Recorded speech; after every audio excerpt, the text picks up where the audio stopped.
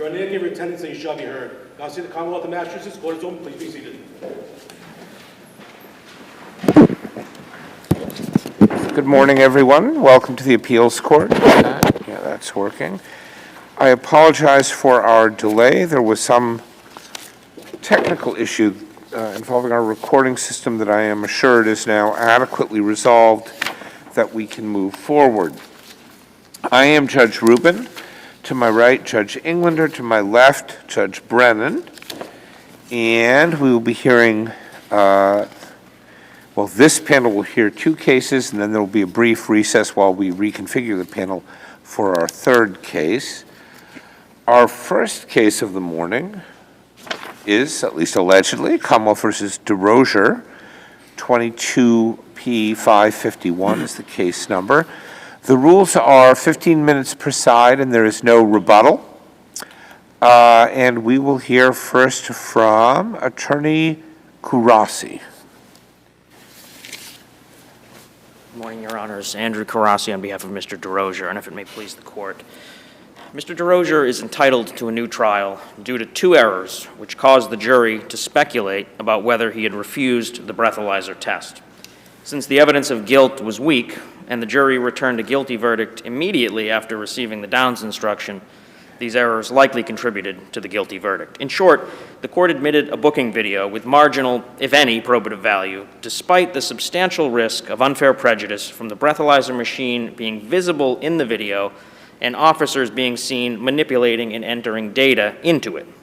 When the jury questioned the Court as to whether Derosier had taken or refused the breathalyzer because they had recognized the machine. Can you, counsel, just move that microphone slightly toward there you my go. apologies. That's a little helpful.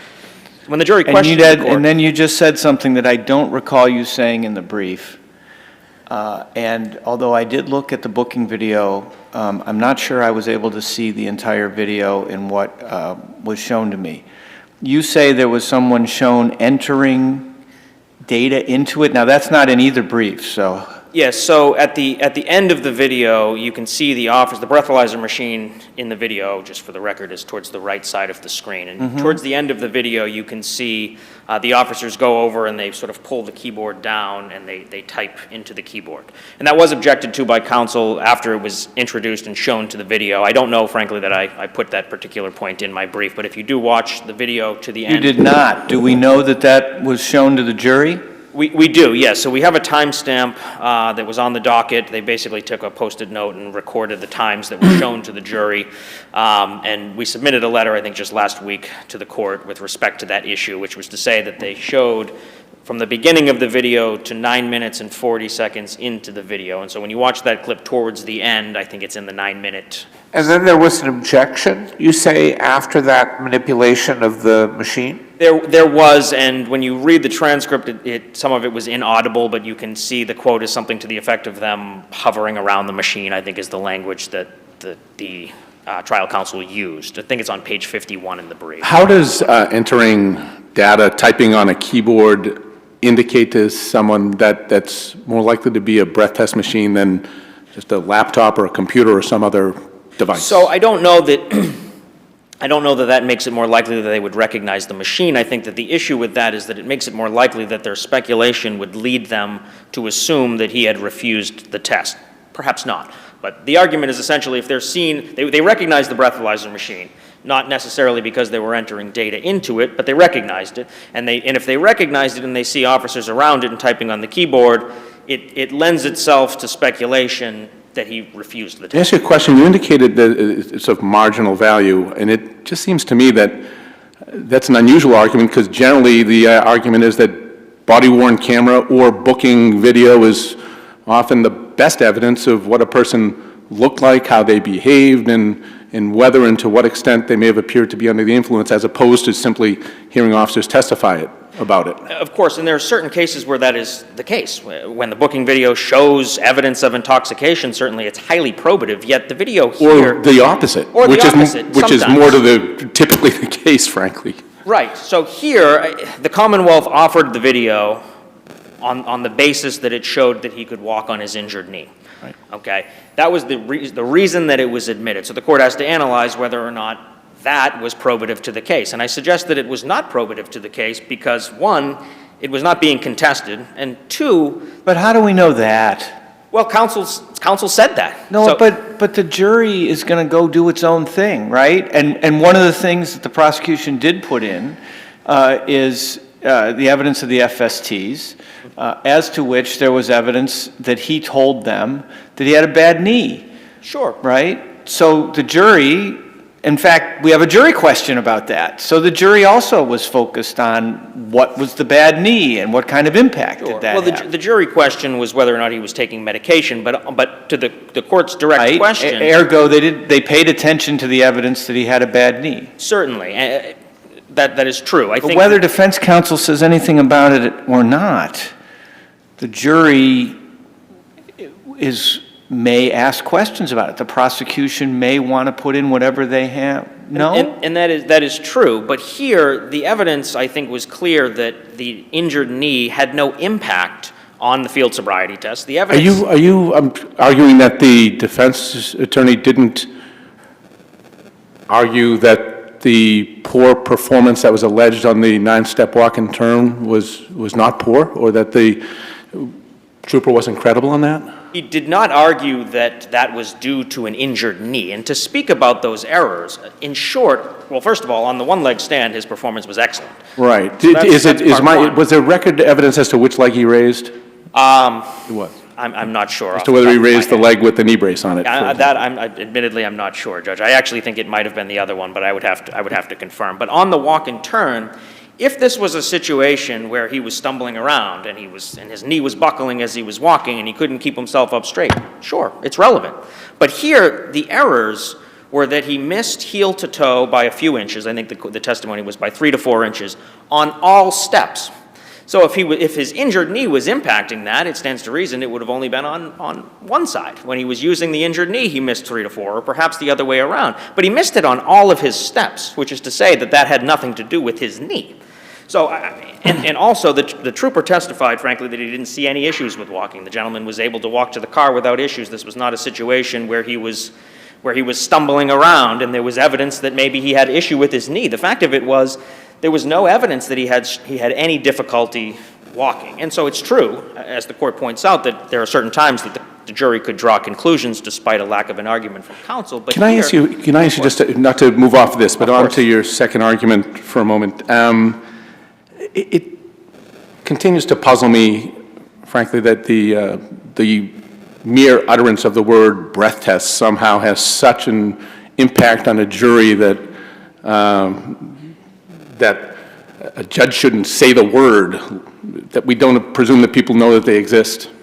Sure, and I think that they do know that it exists, but of course the court in Wolf was obviously concerned about the Downs instruction, and the court went to great lengths discussing their concerns as to how a defendant should be able to elect whether or not a jury hears about breath So test. two questions on that. Why is this not the rare set of facts that specifically directs the jury's attention to the absence of alcohol test evidence, i.e., they saw a machine apparently since they asked about it, so it's already there. So what I will note on that is that the court has that line about it's possible that this may be necessary when there's a rare set of facts that draws the jury's attention to it. And appended on a footnote at the end of that exact sentence is their line where they say, even when a jury asks a question about it, you shouldn't give it. So I'd suggest that that is indicative of the notion that the court did not consider a jury question asking about the lack of breath. You were not the trial I was not. attorney, right? I was not. Is it your position that the trial attorney's proposed question was better than the Downs instruction?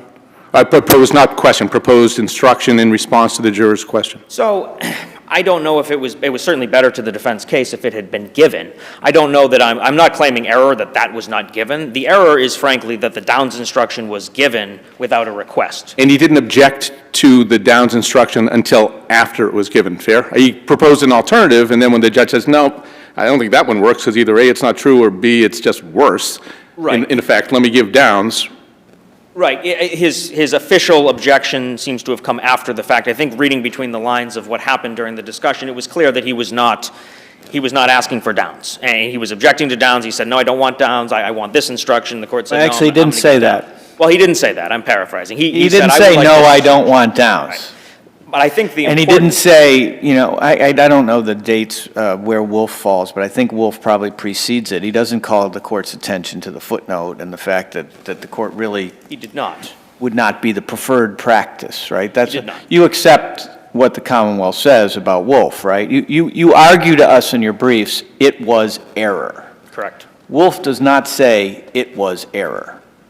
Well, Wolf does say that Downs should not be given absent a request from defense counsel. So in short, it was error because it was given without a request. It says the preferred practice, and then it also says there may be unusual circumstances, and hence Justice Brennan's question, aren't these the unusual circumstances? I mean, as we also had in the recent decision in Marino. Right. I don't think that it is, particularly in light of the fact that several other questions were asked at the same time, and I think that's important factually here, because what the court did is they have 3 questions seeking additional evidence, and the court said the box instruction. But then the court gives an additional instruction, the Downs instruction. And what that does is it segregates the jury's questions, the other 3 questions, from the Downs instruction. And what that does is it highlights the breathalyzer evidence as a particularly important piece of missing evidence. And so I think I don't think that it is the rare set of circumstances. Certainly their attention was drawn to it. It highlights it as a particularly important piece. I might even accept that for now, let's accept that. But what they say is, ignore it. There's no evidence of breathalyzer. Right, and I would suggest to the court... Not consider it either way. And I would suggest to the court that the SJC in Wolf was concerned about that instruction, and they talk about other situations such as the instruction about refusal to testify, that, well, if the defense doesn't want it, they have a strategic reason for it, they don't want to highlight it, it shouldn't be given. But that was not the case here, correct? The defense did not express, I don't want that instruction, I have a strategic reason for that. That's true, but Wolf doesn't require it. Right. And are you suggesting that Wolf requires, or that any case that says the better practice requires a trial judge to apply the practice that an appellate court says is better, but not required? I think that there's certain factual scenarios that the court may be free to say that it's not the better practice, but I think that when the Supreme Judicial Court says that this is the better practice, we don't want you to give it. I think it unless says the it's an error to give it in subsequent cases, even though it's relying on its authority to decide what practices are and aren't permitted. I don't think it's hortatory. Sure, but I would suggest to the court here, frankly, ultimately, that where Wolf is saying you need a request, and I know and I appreciate he didn't say I don't want this, but I think that Wolf is saying, well, I know that Wolf is saying, absent a request from counsel, don't give it. And they analogize to the situation about failing to testify. The defense. So your argument that this is prejudicial turns on an assumption that the jury didn't follow the instruction. So, an assumption, yes, although I think that there's actually some particularly strong evidence in the record that suggests that they took this Downs instruction and immediately turned around and gave a jury instruction. What's the particularly strong evidence of that? When you look at page 6 of the appendix, the docket sheet, the jury came into the courtroom at 2:13 with the 4 questions. The court gave their answer, sent the jury back, obviously took a few minutes. They came back in with a guilty verdict at 2:21. So 8 minutes from the moment that they walked in the door to be given their subsequent instructions, they came back with a guilty. So that argument is, I know from the length of time what happened in the jury room, and what happened in the jury room is that they ignored the judge's instruction to ignore any evidence about breathalyzer, actually assumed that he had taken a breathalyzer and failed it. Yes, that is my argument. I don't think it's a matter of ignoring the instruction. Isn't the whole point of Wolf that because we don't know how a jury could use this instruction, because it's a double-edged sword, that some jurors might think hints at refusal to take it? Exactly. It can't be given without the defendant's request. Because we're not going to do this, how many minutes did it take? We don't have to do any of that because it's an error to admit it. Now, how you want to prove prejudice, I don't know. Giving an erroneous instruction that could be taken to imply refusal seems like that would be adequate to me, but your brother may have. Can I ask you a related question? Of course, yes. Because you mentioned the failure to testify, defendant's failure to testify, which obviously is something that that instruction not given absent the defendant's request. Correct. What if a jury came back with a question, well, we didn't hear the defendant testify, what about that? Should the judge not use the word defendant testify in their response? Should they say, well, stay in the box? Or can they say, hey, folks, the defendant has absolutely no obligation to testify. You should not discuss that. You should not consider it. The burden of proof is on the Commonwealth. The defendant has no obligation not only not to testify or to testify, but not to do anything at all. Does then saying the words defendant and testify somehow create prejudice or create a problem there? I think it's distinguishable in some ways, particularly in light of the jurisprudence surrounding the breath test, which is to say that, and this is the opinion of the justices, and the reason that this stuff doesn't come in is that we think that there's a risk that jurors will speculate about refusal evidence. I think that the defendant testifying is slightly distinguishable because I think without an instruction under that circumstance, they will speculate. But the answer, the response that the court in Wolf is saying is necessary here is effectively the box instruction. Don't speculate. They don't bring it up. They don't harp on it. And particularly in a circumstance where the court's already giving box in response to 3 questions. And then they take it further and they say, well, let me talk about that breathalyzer. And then they highlight it. They reinforce it. And they say, and here, I mean, and I'll just note, I know I'm out of time, but really the evidence of intoxication here was minimal, and I outline it in my brief. Really, the primary evidence of guilt here was the alphabet test, and I won't get into that, but there really was not much. And when you look at Wolf, the court there, frankly, the facts under Wolf were substantially greater for the Commonwealth. I think this is substantially your less. time has expired, so unless you. there are further questions, thank you very much. Excellent argument. We will hear now from Attorney Lee. May it please the court, excuse me, ADH Lee from Middlesex on behalf of the Commonwealth. As to the question on booking video, the question is whether at the time of the motion limine, the trial judge properly denied the motion limine, not whether at the jury's deliberation, whether the judge properly admitted the booking video. The booking video in this case, showing the defendant walking without limp in the booking room, was probative to show that the defendant's failure on the 9-step test stemmed from intoxication and not from his knee injury. And as Justice Brennan pointed out earlier, it is actually also helpful to the defense. The relevance test is not exclusively reserved for the Commonwealth, also for both parties. The bottom line is this is relevant to show the defendant's intoxication. It is also relevant to show that the defendant became less intoxicated from the time of the stop to the time of booking. This probative value was not substantially outweighed by the risk of unfair prejudice. The unfair prejudice here alleged is the presumption that a reasonable juror would recognize a BT machine in the booking video. In this case, there was no tube attached to the booking video. There's nothing indicating in the booking room that it was a BT machine. It simply looks like a printer. Defense counsel says, hey, looking at the background of some of these jurors, they have experience with OUI. He gave a very specific reason why he was concerned about it, right? Certainly, but that still does not exclude the fact that the video was more probative than the risk of unfair prejudice. And bottom line is, if the jury somehow recognized, like in this case, that really shows the need of Downs instruction. And to further respond to Justice Englander's point is, if the mere presence of BT machine in the booking video is exclusion, then the defendant sitting at the counsel table is also very risky because the jury would speculate at that point, why is the defendant not testifying? That comes as, again, the defendant not testifying instruction. This really just shows Well, there may be a problem with putting a defendant at counsel's table. My point is, it's Except just like that they have a constitutional right to be there. absolutely. Well, but they don't have to sit at counsel table, maybe. Maybe they should be put in the audience. Certainly, my point is, the presence of the defendant or the BT machine does not necessarily exclude the Commonwealth from prosecuting the case.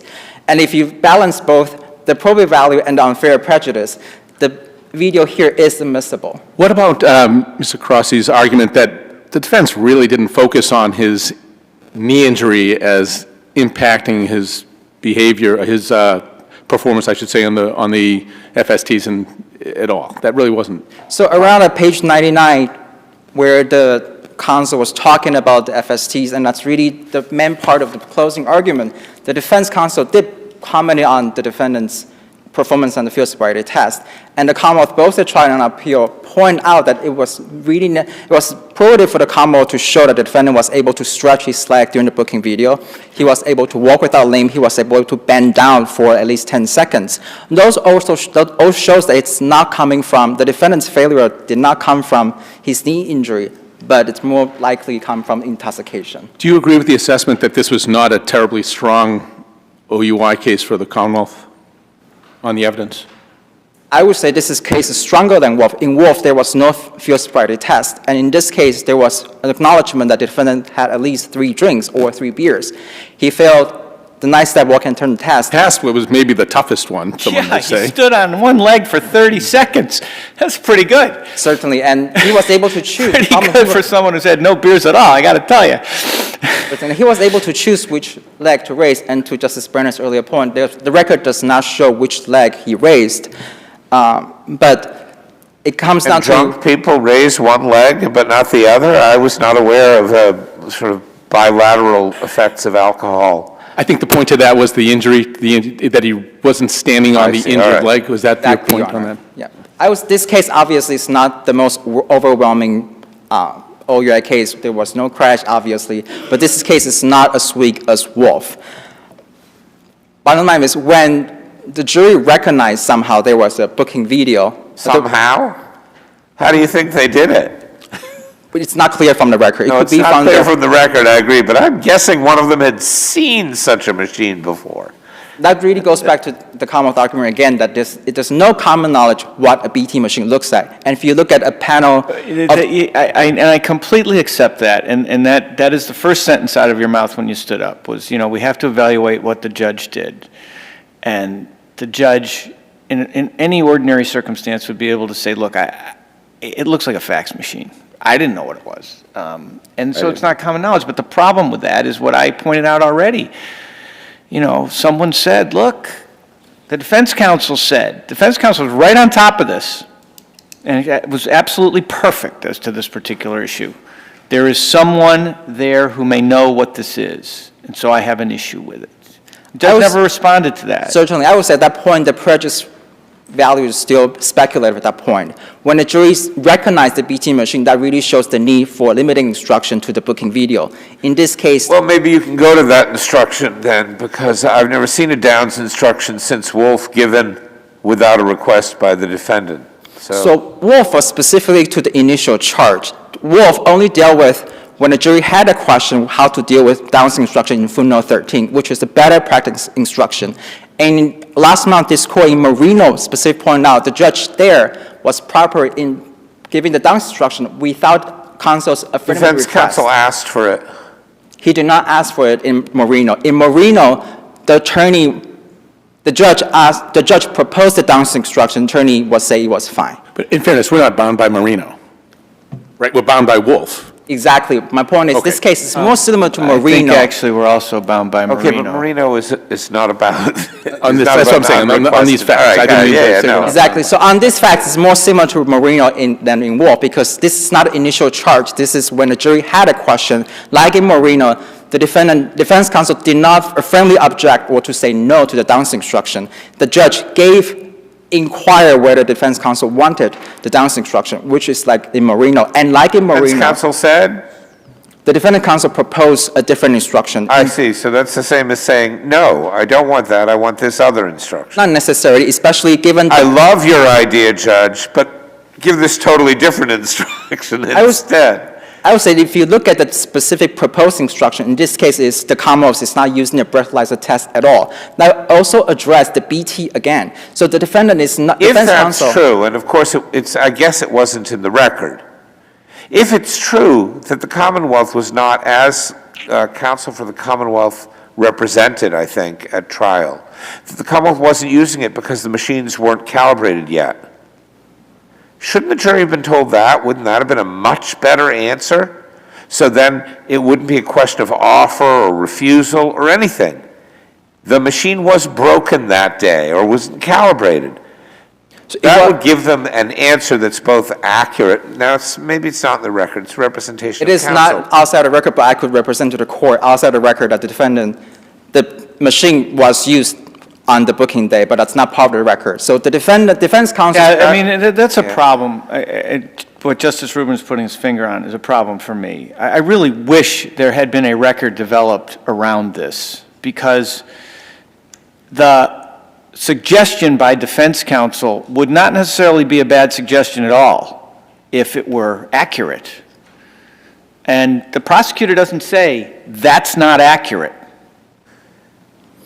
I think the prosecutor is the one who says it wasn't calibrated that day.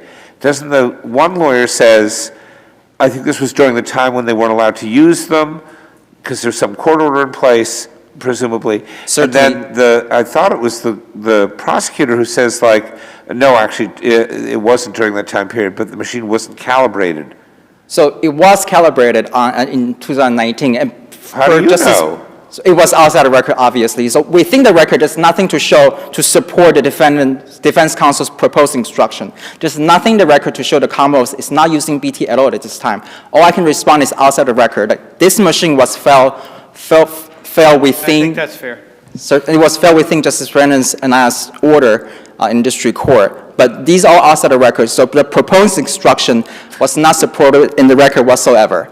And the point is, the defense counsel was asking something that points to the BT. It's similar to the Downs instruction. Bottom line is, when the jury had a question on their own, that shows that there's a need for limiting instruction. In this case, it was the Downs instruction. But the limiting instruction that's given was found by the SJC in Wolf to have a risk that it would focus or imply refusal.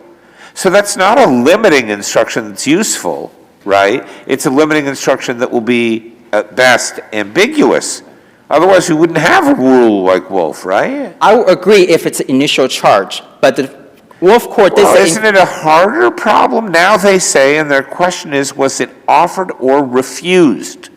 So someone has thought about refusal already, and now you're giving them the ambiguous instruction. I don't understand why that's not a problem. I would say if you give the general instruction at that point, that's more ambiguous. If you give the Downs instruction, say, do not consider BT whatsoever, then that's a direct response that will put the jury's I don't question understand the to word rest. ambiguity. There is no evidence with regard to the breathalyzer. You are not to mention it or consider it in any way whatsoever, either for or against either side. There is no evidence of a breathalyzer. Do not consider it in any way. Do not mention it, and put it completely out of your mind. Ambiguity? No, there's no ambiguity. There's no ambiguity, so you and Justice Englander are going to overrule Wolf. I look forward. Can I ask you, and I should Maybe know we this, just but read in it Wolf, differently. your point is, as I understand it then, that in Wolf, the only instruction was the charge to the jury, as opposed to this case where the judge charged the jury, did not give Downs, the jurors specifically asked about BT, and this was in response. That's how you say it's distinguishable from Wolf. That's correct, and that's exactly what happened in Marino. Note 13, I think it is. No, 13. I'm sorry, I don't understand the difference. I understand that distinguishes it. This also was in a different courtroom probably than the Wolf case. But why is that a distinction with a difference? Once Certainly. they've actually articulated a concern about refusal, doesn't it either leave it the same or heighten? Certainly. So in Wolf, the court's concern is, one of the concern is, it might bring the jury's attention to something they don't know about. And the court in the footnote cited the study where if you tell someone not to think about something, that's the entire thing they'll think about.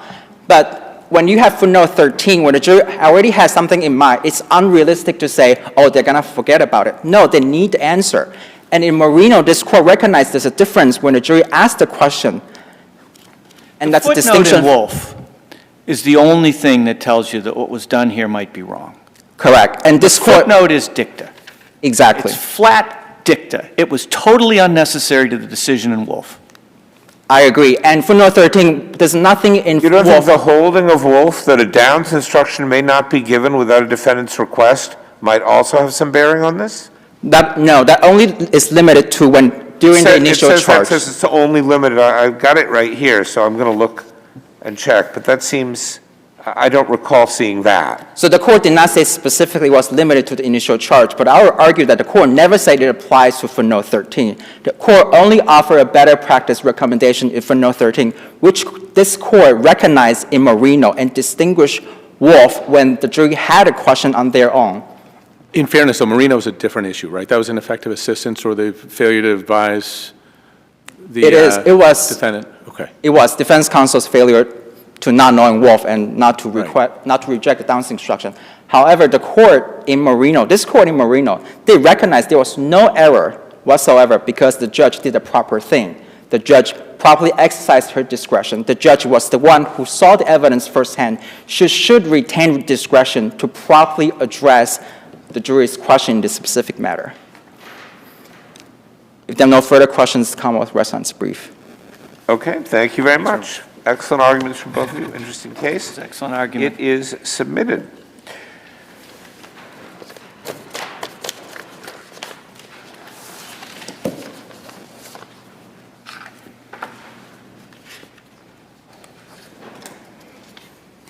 The next matter we will hear is Kamo versus Fugundas, number, who's the number? 22-657.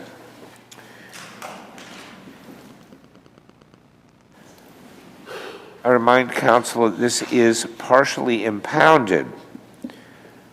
And we will hear first from Attorney Dame.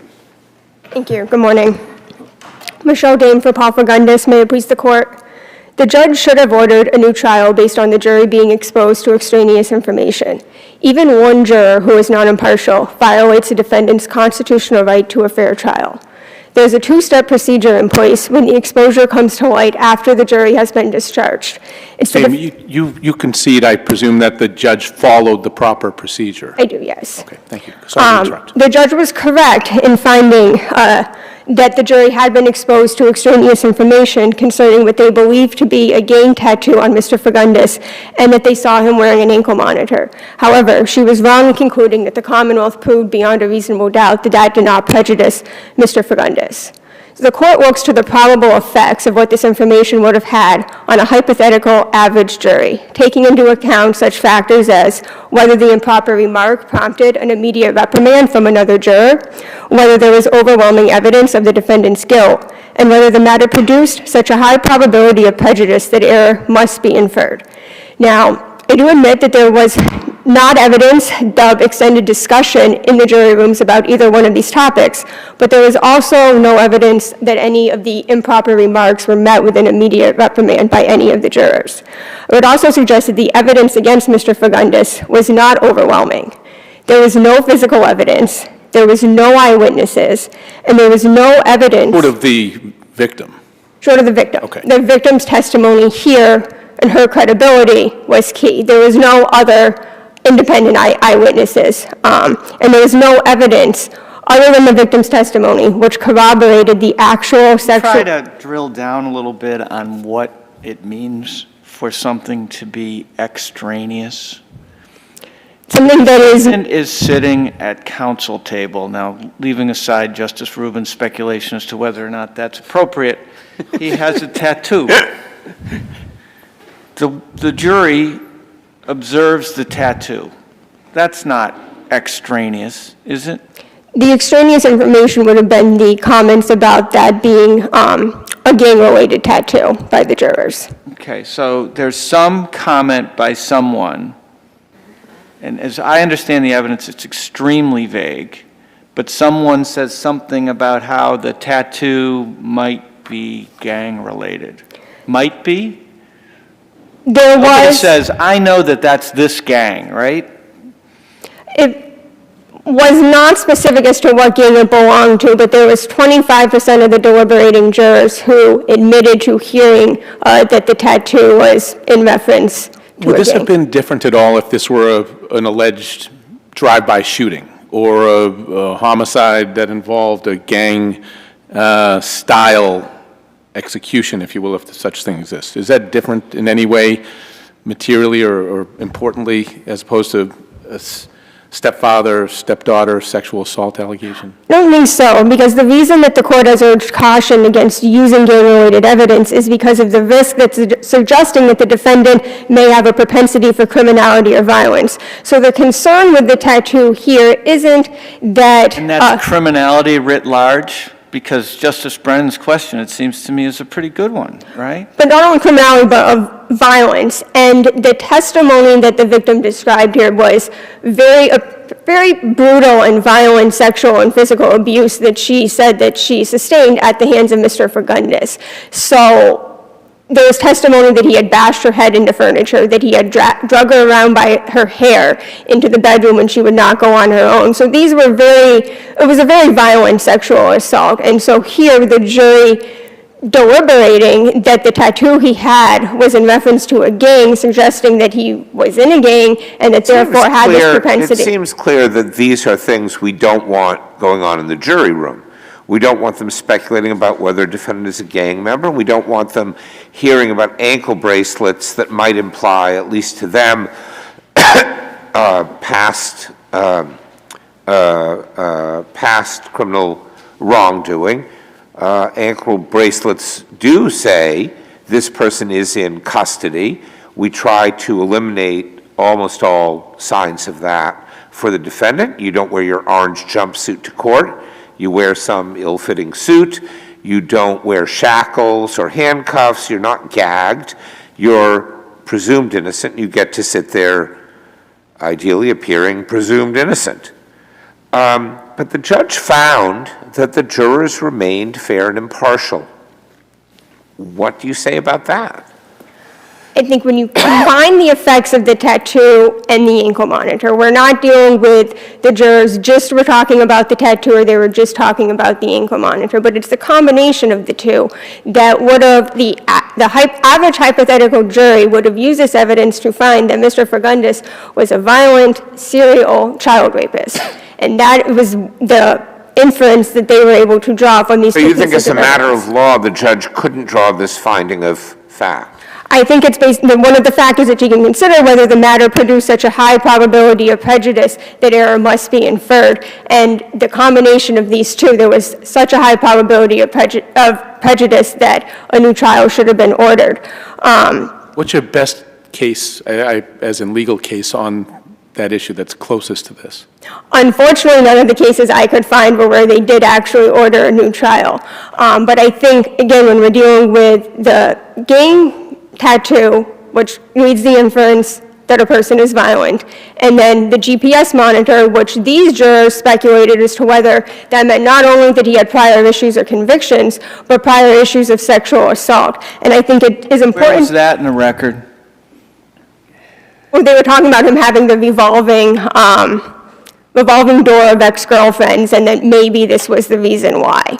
And I would note that prior to trial, It's not the same thing as saying the ankle monitor indicates he had a prior history of sexual assault, does it? they did speculate on convictions, and then if that had to do with him having a revolving door of ex-girlfriends. But they could have been convictions for gang-related violence. True, rather it than- could have been. It may not have actually specified sexual assaults.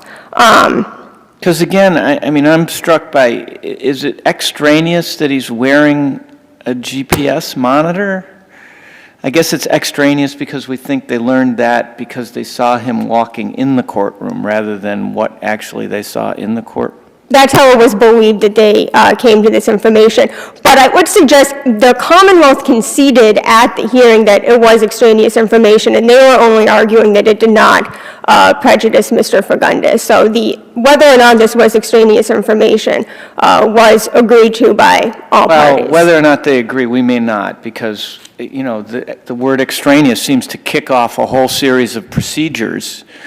And I'm not at all comfortable with the notion that something you see in the courtroom is extraneous, thereby requiring the judge to have what happened here. You know, all the jurors have to come back in and be interrogated. So that's part of the reason I'm examining this. I think it was more than the speculation about which of those things meant. It wasn't just, it was a tattoo of something that no one had any comment on. It was the comments that being gang-related, and then with the GPS of the comments being that of prior convictions. Can I ask you a different question?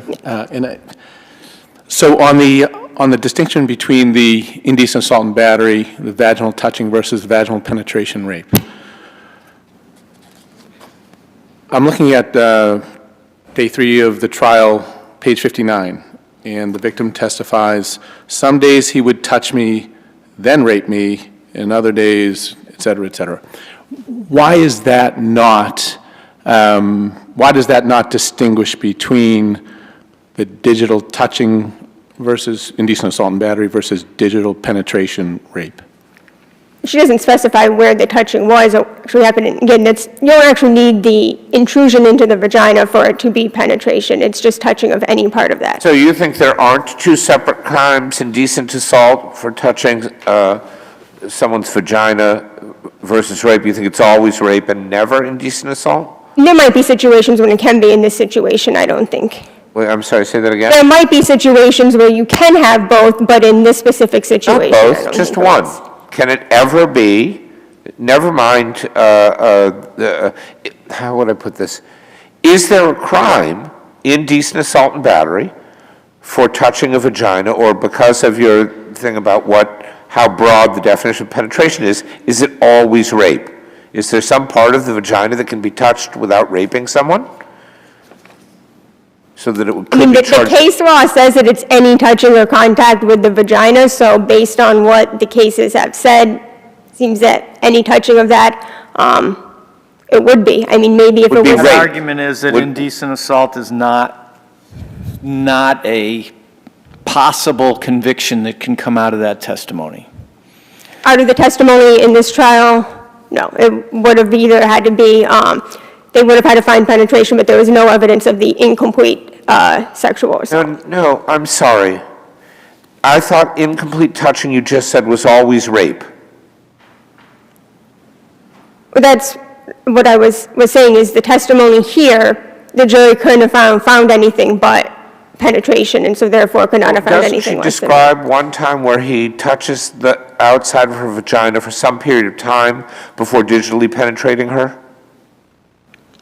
I believe it was always underneath the clothes, and if it's underneath the clothes, then I would think that it always would be. Because again, it doesn't. Always would be what? That it always would be rape. So your position is touching a woman or girl's vagina under their clothing is always rape, and only rape, not indecent assault and battery. It does seem kind of illogical, but when the case law says that any touching or contact with the What case- vagina, what it case does is not that? actually need intrusion, you do not actually need intrusion into the vagina to have it be penetration. Okay, so what case says any touching?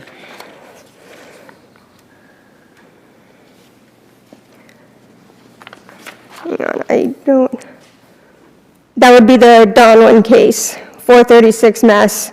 329. Right. The intrusion into the vagina is not I have a finger on an required. issue that I have been concerned about somewhat in our cases, and maybe you can help me. If the testimony is that this happened and it included a touching that our case law would define as penetration and therefore rape, the jury is incapable of concluding on that testimony that actually it didn't go that far, and therefore it was just an indecent assault? It seems to me that's your argument. The witness testifies, this is what happened. Under our case law, her description qualifies as penetration. Your argument is, with that testimony, the jury is incapable of coming in on a lesser included, or on a different offense, maybe not lesser included, of indecent assault, which would have occurred right up to the point of penetration. Correct. Is there a case that says that? I think the closest one would be Commonwealth versus Ortiz, 47 Mass Appeals Court, which talks about the sort of incomplete sexual assault, and when the jury is not able to find anything but penetration, then they either need to come back with a rape Not able to verdict. find it because the only evidence that was put in from the victim was that that's where he touched me. And the Yes. jury could not disbelieve that, believe that it was an indecent assault, but not rape. Correct. I mean, going off of the victim's testimony, Okay? was. I understand your argument.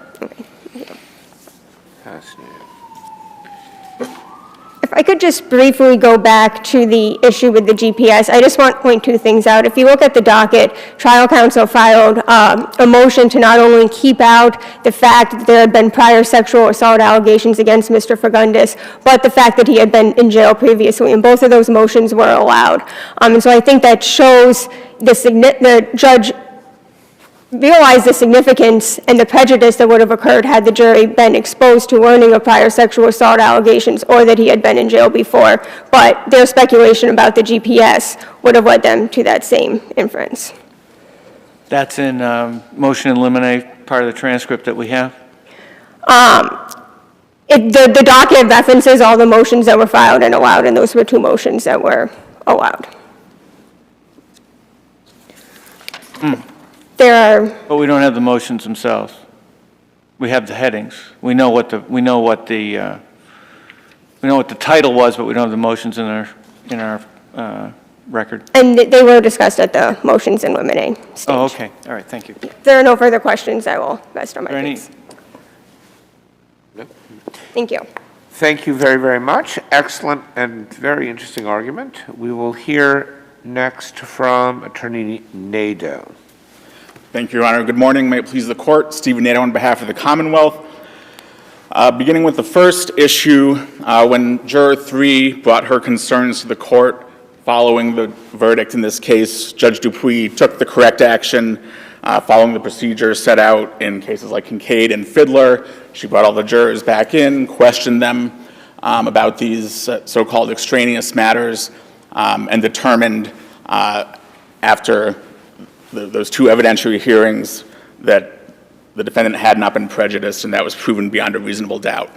Her conclusion on that point and her subsidiary findings are not clearly erroneous, and for that reason, her order denying the motion for new trial should be affirmed. Excuse me. Beginning with, I'd like to address the question of overwhelming evidence, which was touched on in my sister's argument. I acknowledge that this kind of record, if it's viewed in the first instance... Wait, you say there's no error, so why are you talking about overwhelming evidence? Well, because that's part of the finding that goes into the analysis. It's those three factors. Was there an immediate reprimand? Was the evidence overwhelming? And what was the extraneous matter likely to produce such a high degree of prejudice? So the subjective conclusion of the judge that these jurors were not or were able to be fair and impartial despite the extraneous information is not adequate? Is that right? Because if it were such that a reasonable juror would have been rendered unfair or partial, then we reverse anyway. So you have to, as soon as there's extraneous information, also demonstrate a lack of prejudice. Is that what you're saying? No, I don't think any of the factors are sort of determinative, and the balance may be different from case to case. But here she did find that the evidence was overwhelming. And that may not always be the case, but where the extraneous matter is de minimis in some way. I mean, it seems to me it's a balancing test, right? Some sort of sliding scale. What's the nature of the extraneous information that the jury was presented is the first question, right? Yes. Okay. What was the extraneous? How would you articulate the extraneous information the jury heard in this case? Well, I think as to the so-called gang tattoos, I think Commonwealth versus Cologne, which is referenced. Well, no, but what is the information factually? The jury heard someone say, I think those are related to a gang. I think those might be related to a gang. I mean, doesn't it make a difference? I think so. So what is the evidence as you understand it? So I sort of agree with Your Honor's sort of confusion over how this is exactly extraneous, but I think it is discussing issues that are not part of the trial evidence, that was not brought before. So even if it's within the jury room, and it's only the jurors who are speaking about it, that can still be extraneous? I think that's what kind of Commonwealth versus Cologne says, where, similar thing, where there's some tattoos. It's not in the record. Of course it's extraneous. Right. What if you had a... I think that she has another child. There was a girl sitting in the third row. Yeah, you shouldn't be talking about that in the jury room. That's not in evidence. That's your speculation based on something you saw that wasn't from the witness stand. What was it? In the courtroom, outside the metal detector, at the barber shop, wherever you heard it. I don't understand this idea that it's not extraneous information if it's from a source other than the testimony at court. Yes, Your Honor, I think that's how certainly the cases treat it.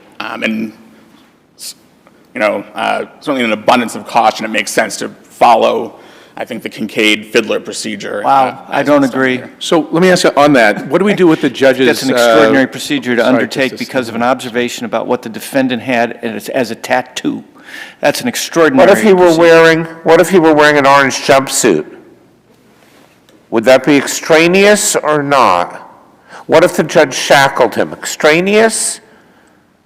Seems extraneous to me anyway, but perhaps we should we'll have our conversation not during your 15 minutes. What do we do with the judge's finding about juror 10, whom she apparently doesn't credit, who is perhaps the offending juror, if you will, if this offending is the right term?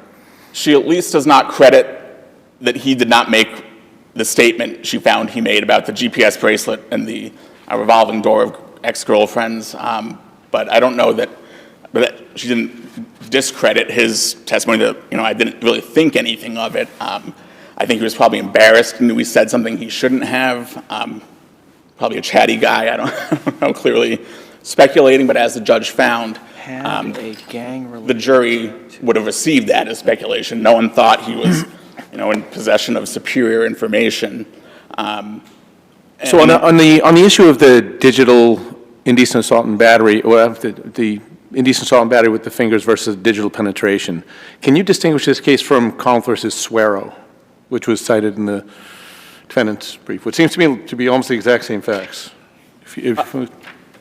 Well, I think here, because there's sort of a progression from touching, he was trying to penetrate, and then he did, so there's a clear sort of demarcation there, and then she goes on. How can there be a clear demarcation? Your sister points out correctly that in Donlan, the SJC says, the element, in that case, the element of penetration required for a rape conviction is established by evidence that the defendant touched or came into contact with the victim's vagina, vulva, or labia. Doesn't that mean that the touching on the outside is rape also, not indecent assault and battery? I think, well, that is a straight sufficiency on... If it is, yes, it's saying that the element is proven. If you prove beyond a reasonable doubt touching of the labia, beyond a reasonable doubt, that's rape, says the SJC. So what is this indecent assault and battery that you're talking about? The indecent touching... Of what? The vagina that did not include penetration, and that was... This says penetration is proven merely by touching. I think that may reflect sort of a not wanting to, get into the weeds of how much penetration... Well, what are you talking about? I don't know what that means, get in the weeds about. This is people go to jail because of this. Right, but I think it's pretty commonly accepted that genital touching is... Commonly accepted? Indecent. So this case is commonly ignored? I don't understand. No, because that case does not purport to say that this is not an indecent assault and battery. It's both crimes. It can be. Even though it counts as penetration, it also is indecent assault and battery. How can that be? Because you're touching both. Okay, but this says that touching anything. Because it's a reasonable inference. This would be my answer to the question, sorry. But because it's a reasonable inference that if you are actually engaging in penetration, you've also engaged in something less than that, which is what our case law I don't think addresses this point, which is why the defense's argument is interesting. I agree with that. So I'm reading the Suero, and the facts there are, after backing away a little, the defendant slipped his fingers closer to her private and then proceeded to. Mm-hmm. Okay? That which I think is at least more clearly a multi-step process than we have there, was found to be just one crime. You can't have both an indecent assault and battery and a rape on those facts. So how does this case satisfy the requirement that you have separate? Sort of what the verdict was there, but here it was very specifically instructed to the jury, argued to the jury that the conduct had to be distinct. Well, So look, you're, no, you go ahead. So you're saying, though, if it happened, and if it happened 100 times, and the witness described it rather generally as it kind of happened pretty much the same time, was the jury then free to say, well, sometimes he might have touched, but he didn't quite get there, and other times, or aren't they confined to the evidence and the testimony here? Yes, but I think those may be reasonable inferences from the testimony. Sorry about that. And Well, I would have thought, I came in here thinking there was temporal separation between genital touching and genital penetration. And I thought, so that's two crimes, it's fine. I mean, we have these cases, Neal's and so on, that I don't really understand, that talk about necessary to the completion of the crime, as if you get a free pass to commit crimes on the way to committing another crime. If it's look, if he had to buy the gun in order to shoot the guy, well, that just seems nuts to me. So that's what I thought. But your sister has said, and I see it here in the case law, the crime here, there isn't a separate crime at all. Or there might be two instances of rape, but merely touching the external genitalia counts as penetration under the case law. And since penetration is an element of rape, I just don't see how you can say, no, it is. Now, maybe there's some subsequent case that finds indecent assault and battery based on the touching of external genitalia, and I'll find it and it'll show me. Are there cases like that? Do you know of a case where it was indecent assault and battery, not rape? not off the top of my head right now, I apologize, but No, there was, this wasn't. it's not specifically applicable here, but you'll agree that indecent assault and battery on a child over 14 is not a lesser included offense of rape of a child under 16. right. Right, okay. But as to that, I think, again, where the kind of dividing lines are clearly drawn kind of in the framework of the case from the Why instructions. isn't indecent assault a lesser included of rape? It can't be the age thing. I don't, again, that really wasn't part of the case. Right, no. So I'm not, Different, it Right, could be. yeah, so I mean, rape, so if this were not a child, in other words, cases with- if this were not a child, a jury could theoretically find a touching of a vagina as an indecent assault and Right, battery. right. It satisfies the elements. Yes. They're free to do that, but the problem here is the other, well, there okay. was also a rape, part of it, yes. Was the jury instructed what penetration meant? No, but I think that's a sort of their common experience. What does that mean in No, this I think context? there That is- can't be right. But there's all these holdings that are protective of victims of sexual violence that talk about penetration doesn't require more than whatever it is, some tiny touching, even aside from Donovan. You can't leave people, oh, that wasn't really penetration. Well, that's not how to instruct a jury, is it? Use your common sense. Do you think The jury was instructed on penetration. I read it last night. Okay.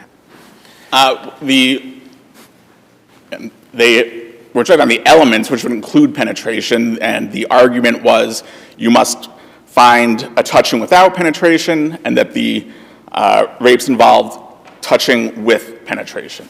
So I think that's a clear distinction that was made before them.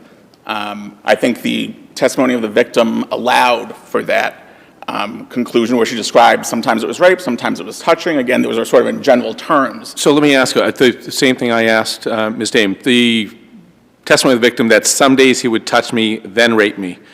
The problem with that is in context, that's just after you talk about the anal penetrations. Right. And so that if you really put it in context, or are you arguing that that would be sufficient for us to find that some days he would touch me, maybe the jury could say, well, that's the indecent assault and battery part of it, and then the times that he penetrated would be then he raped me on other days. I think so, and And how do we fairly do that, again, when you look at it in the context of her immediately prior testimony about the forced anal penetration? Well, I think even when she describes the first instance, it's again a progression from woke up, he's touching me, then he's trying to penetrate, then he does penetrate. So I guess that's the root of it. If you have these cases, and that's what, frankly, but if you have something that is a progression, it seems to me that the cases suggest that that's all one crime. Yes, but then, she does say sometimes it's touching, sometimes it's rapes, and she goes back and forth. And I think, she's a teenager, she was a child when this happened. She's not certainly alert to the specifics of our case law on the matter. And I think, again, the jury... I think it comes down to this issue, though, that I find sort of very common sense, which is the jury's also instructed they can believe all, none, or part of what a witness says. So if a witness testifies, this is where he put his hand, and the difference between indecent assault and rape is very small, right? Right. Because they're literally instructed no matter how slight, okay? The jury could believe that the hand was at point A but never reached point B, and that, it seems to me, would be legitimate to come to a conclusion that there was indecent assault but not rape. You follow what I'm saying? Correct, I agree with that. And on that note, Well, your time has expired. Thank you very much, both of you. Excellent arguments. More complicated case than I thought it was going to be. We are going to, the case is submitted. We are going to take a 3-minute recess to reconstitute our panel, and we will return and hear our final case after that 3 minutes.